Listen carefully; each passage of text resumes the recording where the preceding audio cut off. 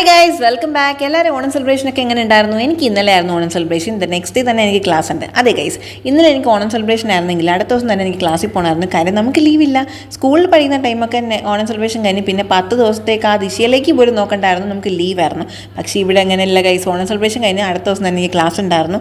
എണ്ണീക്കാൻ പോലും വയ്യായിരുന്നു, അനങ്ങാൻ വയ്യായിരുന്നു. കാര്യം ഇന്നലത്തെ പരിപാടിയൊക്കെ അങ്ങനെ ആയിരുന്നേ.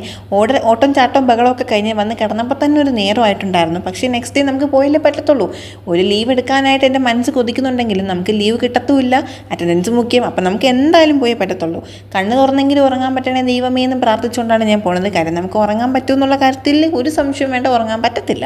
പിന്നെ നാട്ടിലെ ഓണമൊക്കെ മിസ് ചെയ്യുന്നുണ്ടോ എന്ന് ചോദിച്ചാൽ ചെറുതായിട്ടൊക്കെ ഞാൻ മിസ് ചെയ്യുന്നുണ്ടായിരുന്നു. പിന്നെ ഓണം സെലിബ്രേഷനൊക്കെ കിട്ടിയോണ്ട് അതിൻ്റെ ഒരു സമാധാനത്തിൽ എന്തായാലും നമുക്ക് ക്ലാസ്സിൽ പോയാലേ പറ്റൂ. ഇപ്പോൾ ഓണം വന്നാലും എന്ത് വന്നാലും നമുക്ക് ക്ലാസ് ഉള്ള ദിവസം പോയേ പറ്റത്തുള്ളൂ. ലീവ് എടുക്കാൻ ഒട്ടും പറ്റാറില്ല. അപ്പോൾ ആരും സബ്സ്ക്രൈബ് ചെയ്യാൻ മറക്കണ്ട. ഇന്നത്തെ വീഡിയോ ഇത്രയേ ഉള്ളൂ. Bye bye.